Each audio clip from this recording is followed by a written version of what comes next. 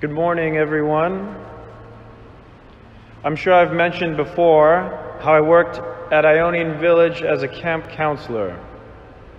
And on the grounds of Ionian Village, the central structure that the rest of the camp and buildings are situated around is a small chapel.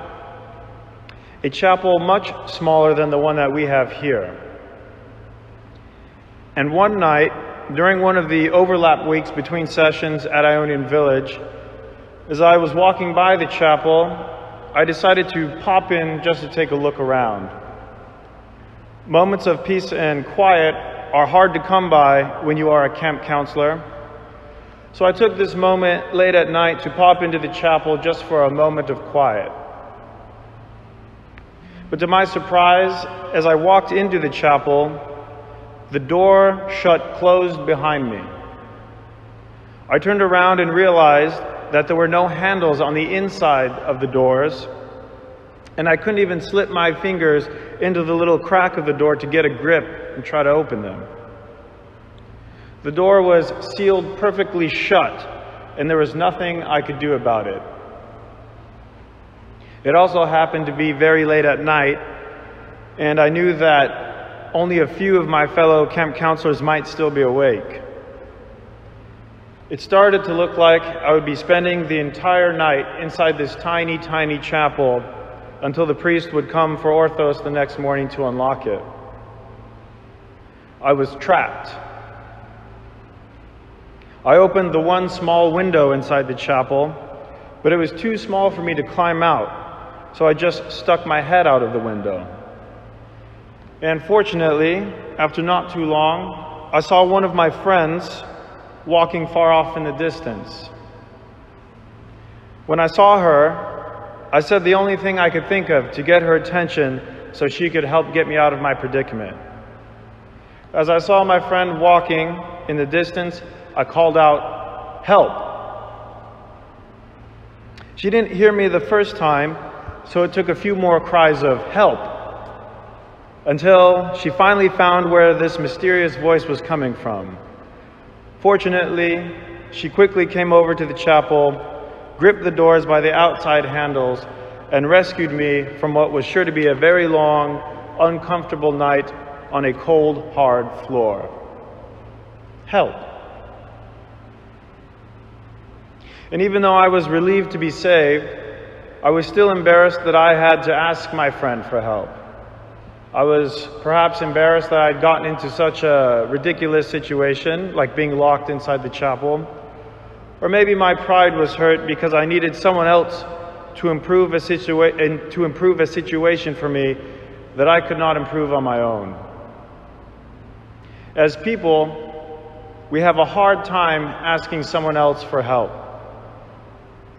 Our pride gets in the way, or we demand our independence, and we have to do things on our own. Maybe we feel we know better than someone else, or maybe we think we are too good to need help. But the truth is, we can all use some help at some point in our life or another. And the best place we can turn to for help is often the last place any of us looks to for help. We stumble and fumble through our days and our lives without even stopping to reach out and ask God for help. In today's gospel passage, we get a good example of what it looks like when we do things without the help of God compared to doing something with the help of God. In today's gospel passage, we find Jesus preaching to a great crowd of people. And as he is preaching there are some fishermen nearby washing their nets. Can you imagine this? Jesus Christ is preaching, and here are these fishermen, half listening, half ignoring him, going about their mundane daily tasks. It might seem ridiculous to picture these fishermen ignoring Jesus, but unfortunately, this is a reminder of how easily we all seem to ignore God in our own daily lives. Or maybe even when we are in church, we get distracted by something and we'll start daydreaming, and before we know it, church is almost over and we've barely even thought about God. Anyway, these fishermen are half listening, half ignoring Christ as he is preaching. But when Christ is done preaching, he speaks to the fishermen. He says to them, "Put out into the deep and let down your nets for a catch." Put out into the deep. But Simon responds to him, "Master, we toiled all night and caught nothing." But Simon agrees to do as Jesus tells him, and when the fishermen try again with Jesus' help, it says they captured a great shoal of fish. And as their nets were breaking, they beckoned to their partners in the other boat to come and help them. And they came and filled both the boats so that they began to sink. Now, shoal is a funny word, so I had to look it up. A shoal of fish is another way of saying a school of fish, or all the fish that travel together in a great group.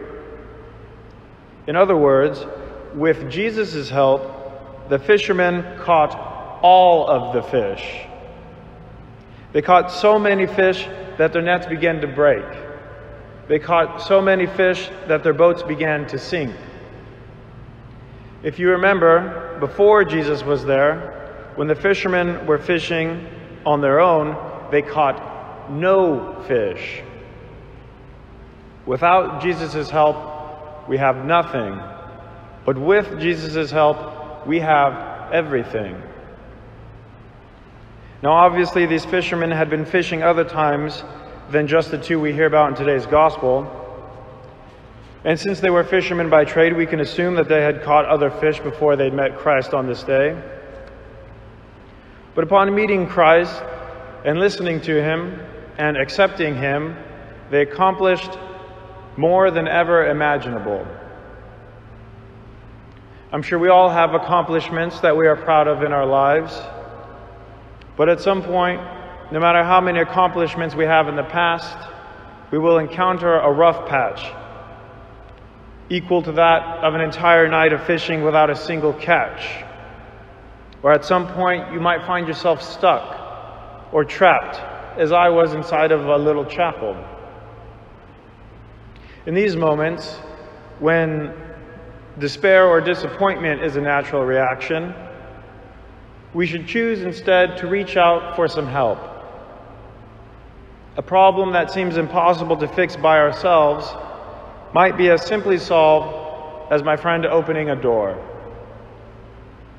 And the best place to turn for help, of course, is to God.